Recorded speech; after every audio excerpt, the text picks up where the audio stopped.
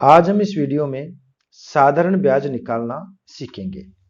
जैसे साधारण ब्याज का मतलब यह है कि कोई भी जो हम धनराशि किसी को उधार देते हैं या किसी से उधार लेते हैं तो उस पर हमें कुछ ब्याज देना होता है। अब ब्याज में जो 9% होता है इसका मतलब क्या होता है, पहले आप ये समझिए कि 9% का मतलब यह है कि जैसे मान लो कि आपने किसी व्यक्ति से 100 रुपए उधार ले लिए। कितने रुपए उधार ले लिए? 100 रुपए।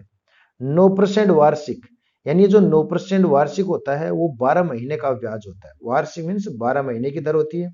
तो अगर हमने 100 रुपए उधार लिए हैं तो 12 महीने बाद या आपको 1 वर्ष बाद वो 100 के साथ 9 रुपए आपको एक्स्ट्रा देगा ब्याज के। यानी कि आपको 1 वर्ष बाद में वो कितना रुपया लौटाएगा? 109 रुपया लौटाएगा। यानी 9% का मतलब हर 100 रुपए पर आपको 9 रुपए मिलेंगे, लेकिन वो 1 साल के अंत में, यानी 12 महीने का ब्याज होगा यहाँ पर 9 रुपया। ठीक है, तो हर 100 पर अगर 200 रुपए हमने दिए होते तो पहले 100 का भी 9 रुपया और दूसरे 100 का भी 9 रुपया, यानी 200 रुपए के लिए हमें 12 महीने का कितना ब्याज देता? वो 18 रुपए ब्याज के देता। तो ये जो साधारण ब्याज जब अपन निकाल रहे होते हैं ना, तो इसमें जो दर होती है ना वो हमेशा वार्षिक होती है।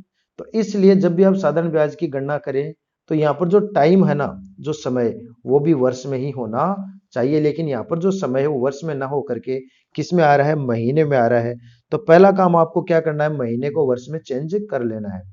और महीने को वर्ष में चेंज करना है तो हमेशा महीने में क्या कर देना चाहिए? 12 का भाग लगा देना चाहिए। तो समय जो 8 महीना था, इसमें हम जैसे ही 12 का भाग लगा देंगे, अब ये महीना नहीं, ये क्या बन जाएगा? वर्ष बन जाएगा। कैसे? जैसे आपके पास 12 महीने होते हैं तो आप जानते हो कि 12 महीने में 1 वर्ष होता है। वो कैसे होता है? क्योंकि आप इसमें 12 का भाग लगा देंगे। जैसे 12 का 12 में भाग लगाएंगे तो 1 आएगा, तो वो क्या बन जाएगा? 1 वर्ष। यानी 12 महीना 1 वर्ष के बराबर होता है। तो समय को आप वर्ष में चेंज कर लें। अगर पहले से वर्ष में तब कोई समस्या नहीं है, और अगर महीने में है तो आप उस महीने में 12 का भाग लगा करके उसको वर्ष में चेंज कर लें। दर वार्षिक ही रहनी चाहिए, जो कि बिल्कुल सही है। यहाँ पर दर में कोई समस्या नहीं है। दर आपकी 9% ही है और वो वार्षिक ही है, यानी कि 12 महीने की ही दर है। और यहाँ पर आपको जो मूलधन दे रखा है, इसकी जो प्रिंसिपल वैल्यू है मूलधन, वो यहाँ पर बताया गया कितना? 10,000 रुपया। अब आपको निकालना यहाँ पर सिंपल इंटरेस्ट, यानी साधारण ब्याज, SI। तो सिंपल इंटरेस्ट के लिए जो यहाँ पर फार्मूला बनेगा वो क्या बनेगा? P into T into R, PTR upon 100। यानी P मीन्स प्रिंसिपल, प्रिंसिपल का मतलब हो जाएगा यहाँ पर मूलधन। T यानी टाइम, टाइम को अपन यहाँ पर समय से लिख देंगे, और T हो गया। और R यहाँ पर है रेट, रेट मीन्स इसकी हो जाएगी दर, और बाई 100। ये होता है साधारण ब्याज का एक फार्मूला। तो प्रिंसिपल वैल्यू कितनी बताई गई थी आपको? 10,000। तो इस P की जगह आप रखने वाले हो इसमें कितना? 10,000। T, T for time, time कितना है? 8/12। 8/12 का मतलब है कि 8 ऊपर रहेगा और बटा 12, 12 रहेगा बटे के नीचे, ऐसे नीचे ले आओ इसको। ठीक है, इंटू P लिखी थी आपने 10,000, T की जगह था 8/12, यानी बट्टे के ऊपर 8 और बट्टे के नीचे 12 हमने रख दिया। और R कितना है? रेट आपको बताई गई थी 9, वो यहाँ रह जाएगी। लेकिन अभी भी एक चीज आपने नहीं लिखी, वो कौन सी? बट्टे में 100। तो इसलिए आप बट्टे में 100 और लिख दो। इन दोनों के बीच में जो चिन्ह है ना वो किसका रहेगा? गुणा का ही आपको यहाँ पर देखने को मिलेगा। अब हम यहाँ पर संख्याओं को काटना प्रारंभ करते हैं। काटने के लिए देखो, इसके पास भी 2 जीरो है, उसके पास भी कितने जीरो है? 2।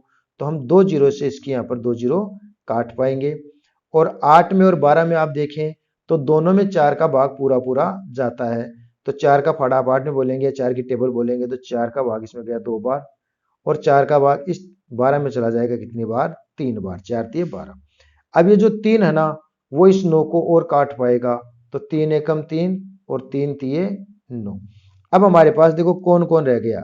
एक तो रह गया 100, गुणा में कौन रह गया? 2, और गुणा में कौन रह गया? 3।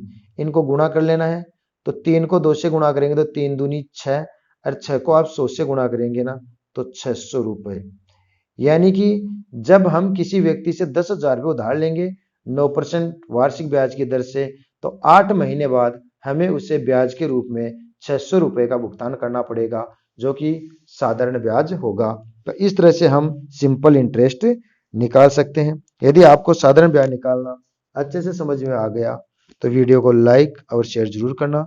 चैनल पर पहली बार हो तो चैनल को सब्सक्राइब भी कर लेना।